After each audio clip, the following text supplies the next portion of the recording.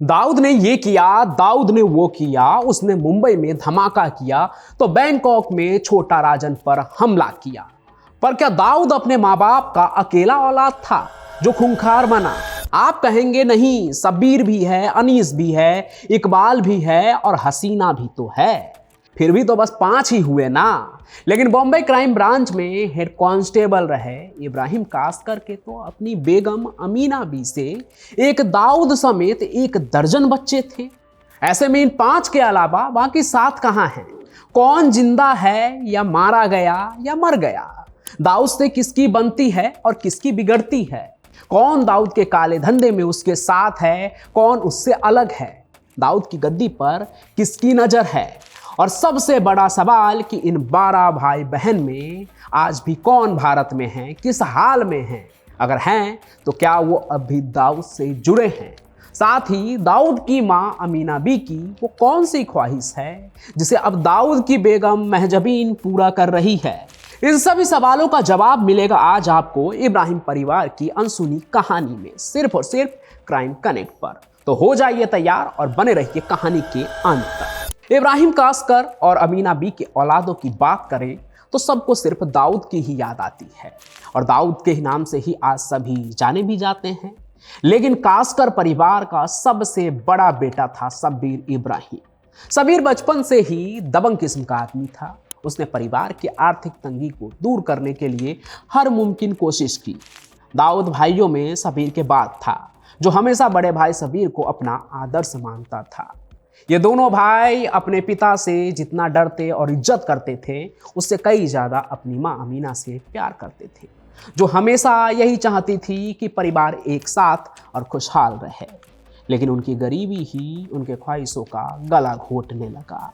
इधर डोंगरी के तंगलियों में बड़े होते हुए दोनों भाइयों ने जल्दी ये समझ लिया कि अमीना बानो के सपनों को पूरा करने के लिए उन्हें सिर्फ ईमानदारी से काम करने से बहुत कुछ ज़्यादा करना होगा। फिर सबीर ने दाऊद को अपने साथ लिया और छोटे मोटे अपराधों से शुरुआत की, जैसे कि घड़ियों की अदला बदली। वो लोगों को घड़ियाँ अच्छे ब्रांड की दिखाकर बेच देता, लेकिन आँख का धोखा करके उन्हें चालू माल पकड़ा देता था। शुरुआत उन्होंने घड़ियों से की, लेकिन धीरे धीरे उनका अपराध बढ़ने लगा और उनका नाम डोंगरी के गलियों में गूंजने लगा। सबीर और दाऊद का गठजोड़ इतना मजबूत था कि लोग उन्हें डोंगरी के शेर कहने लगे। पर जैसे जैसे उनका दबदबा बढ़ता गया वैसे वैसे दुश्मन भी बढ़ते गए और इसी दुश्मनी में 12 फरवरी 1981 को दाऊद के 12 भाई बहनों में सबसे बड़ा भाई सबीर की हत्या हो गई। सबीर की मौत ने दाऊद को पूरी तरह बदल दिया। इससे पहले तक दाऊद शांत ही रहता था और उसका भाई सबीर दबंग था, लेकिन भाई के जाने के बाद दाऊद ने अपने भाई की जिम्मेदारी भी ले ली। असल मायने में यहीं पर दाऊद की मां अमीना बी के ख्वाहिशों का कब्र खुद गया। यही वो पल था जब दाऊद के बदले की आग में कासकर परिवार की कहानी ने एक नया मोड़ ले लिया, क्योंकि दाऊद ने दाऊद इब्राहिम बनने की राह पकड़ ली थी। अपने भाई के खून का बदला लेते हुए उसने न सिर्फ पठान गैंग को मिटा दिया बल्कि मुंबई अंडरवर्ल्ड का किंग बन गया। लेकिन कासकर परिवार में दाऊद अकेला नहीं था। सबीर तो दुनिया से जा चुका था, लेकिन दाऊद के अलावा भी अभी इब्राहिम और अमीना के 10 बच्चे थे। यानी कि अभी भी दाऊद के पास 5 भाई और 5 बहनें थी। आगे अनीस इब्राहिम दाऊद का सबसे बड़ा साथी बन गया। अनीस ने दाऊद की जो ऑर्गेनाइज्ड क्राइम है उसमें उसके प्लान को आगे बढ़ाने में एक बड़ी भूमिका निभाई। वो न केवल मुंबई में बल्कि इंटरनेशनल लेवल पर भी दाऊद के कारोबार को संभालने लगा, उसके साथ काम करने लगा। अनीस को हमेशा दाऊद का दिमाग वाला भाई कहा जाता है, जो अभी भी दाऊद के साथ कंधा से कंधा मिलाकर उसके साम्राज्य को चला रहा है। दाऊद के अगले भाई की बात करें तो इकबाल कासकर ने मुंबई में दाऊद के एब्सेंस में उसके पूरे साम्राज्य को संभाला, लेकिन ज़्यादा देर तक वो पुलिस की नज़रों से बच नहीं सका। फिर कानून के शिकंजे में वो फंसता चला गया और साल 2017 में वो गिरफ्तार होकर वापस मुंबई पहुंच गया और आज भी वो मुंबई के ठाणे जेल में बंद है। इकबाल ने मुंबई में जमीन के विवादों और वसूली के जरिए अपनी अलग पहचान बनाई थी क्राइम की दुनिया में, जिसके वजह से उस पर मकोका के तहत भी केस चल रहा है और वो इकबाल ही है जिसके जरिए दाऊद की पाकिस्तान वाली अनगिनत कहानी बाहर आई है कि दाऊद पाकिस्तान में कैसे रहता है, क्या करता है, उसके साथ क्या क्या होता है, क्या सब है, वो सभी कुछ जो है इकबाल के पकड़े जाने के बाद ही पता चला। अब बात करते हैं दाऊद के चौथे भाई नूरा के बारे में, जिसकी तस्वीर आपने कभी ना कभी सलमान खान के साथ तो देखी ही होगी। असल में जैसे जैसे आप दाऊद के भाइयों के लिस्ट में नीचे आएंगे ना, वैसे वैसे वो आपको क्राइम से दूर जाते हुए दिखेंगे। लेकिन ऐसा नहीं था कि नूरा एकदम क्लीन था अंडरवर्ल्ड में रहते हुए, उस पर भी रंगदारी और वसूली के कई आरोप लगे हैं। अनीस के साथ बॉलीवुड में भी लोगों को टारगेट करने के भी आरोप लगे हैं। हालांकि इन सभी चीज़ों से अलग नूरा की एक और पहचान थी शायर के तौर पर। इंडियन एक्सप्रेस के एक रिपोर्ट के मुताबिक नूरा ने तो सलमान और रवीना टंडन की फिल्म पत्थर के फूल के लिए एक गाना भी लिखा था।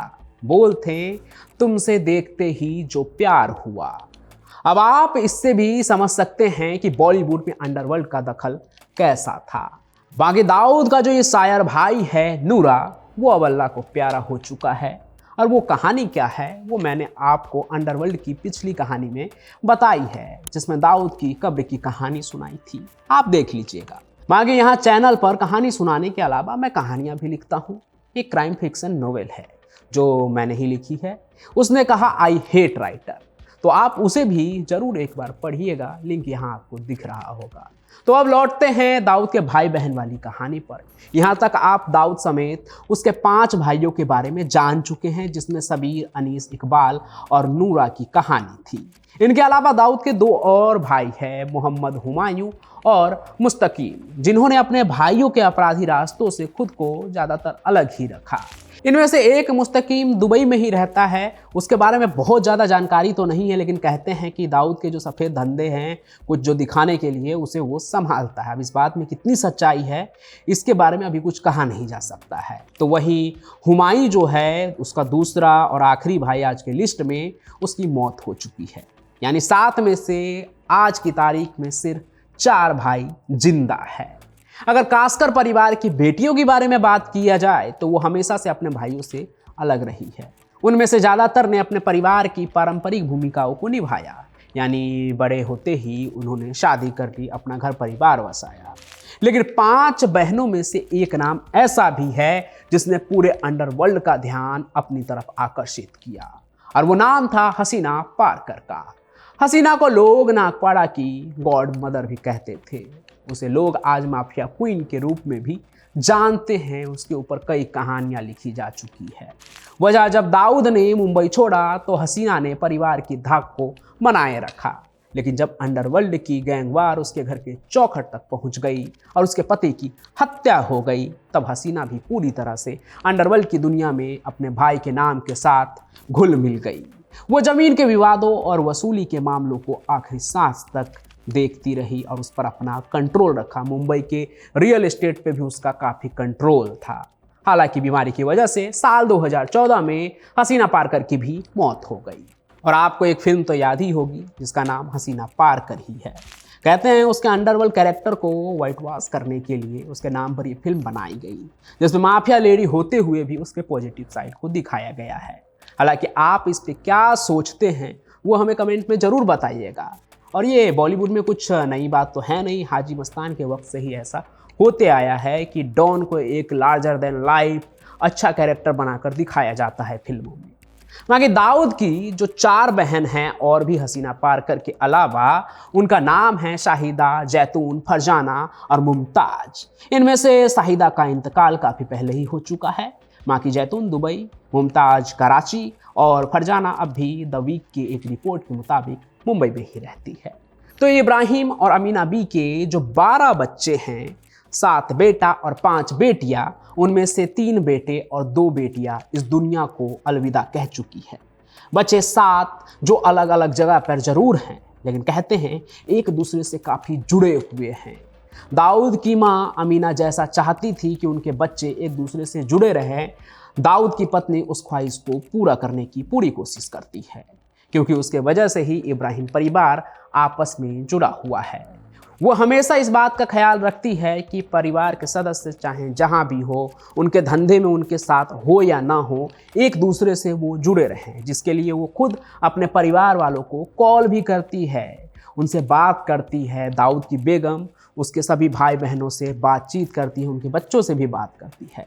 खास करके वो कहते हैं कि जब कोई त्यौहार का मौका आता है, जैसे कि ईद, मुहर्रम, ऐसे मौक़ों पर तो वो ज़रूर फ़ोन कर अपने परिवार वालों को मुबारकबाद देती है, उनसे बात करती है, हालचाल पूछती है। और सिर्फ यही नहीं, कहते ये भी है कि दाऊद की बेगम जो है अपने बच्चों को भी यही सीख देती है कि वो अपने परिवार के लोगों से, अपने कजन ब्रदर सिस्टर से बातचीत करे, घुल मिल कर रहे। ये द वीक की रिपोर्ट को आप पढ़िएगा तो आपको पता चलेगा। बाकी आज की कहानी में तो सिर्फ दाऊद और उसके भाई बहनों की कहानी है, आगे ऐसी कई कहानी सुनाने वाला हूँ मैं, जिसे सुनकर आप दाऊद और अंडरवर्ल्ड के बारे में सब कुछ धीरे धीरे जान जाएंगे। मैं भी जान रहा हूँ, मेरे साथ आप भी जान जाएंगे।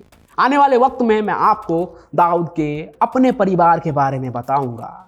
बेटे मोइन के बारे में तो आप जान ही गए हैं, काफ़ी लोग देख भी रहे हैं उस वीडियो को, लेकिन दाऊद की बेटियों का क्या, उनके दामाद का क्या, दाऊद के उत्तराधिकारी का क्या? क्योंकि ये जो कन्फ्लिक्ट है दाऊद के गद्दी का, वो सिर्फ उसके बेटा छोटा शकील अनीस इब्राहिम तक ही नहीं, उसके दामाद तक भी पहुंच गया है। तो वो पूरी कहानी क्या है, वो कहानी भी मैं आगे के एपिसोड में लेकर आने वाला हूं, सिर्फ और सिर्फ क्राइम कनेक्ट पर। इसलिए अभी चैनल को सब्सक्राइब जरूर कर लीजिए, ताकि जब अंडरवर्ल्ड की ये कहानी मैं आप लोगों के लिए लेकर आऊं तो उसका नोटिफिकेशन आप तक पहुंचे और आप भी मेरे साथ इस कहानी को सुन सके और हम सब साथ मिलकर एक लंबा सफ़र जो है वो तय करें। बाकी आज जो कहानी मैंने सुनाई है उस पर आपका क्या कहना है, कमेंट जरूर कीजिएगा, साथ ही साथ उसे शेयर भी कीजिए। मैं पंचम प्रकाश आपसे यूं ही मिलता रहूंगा अपनी कहानियों के साथ। तब तक के लिए आपका बहुत बहुत धन्यवाद।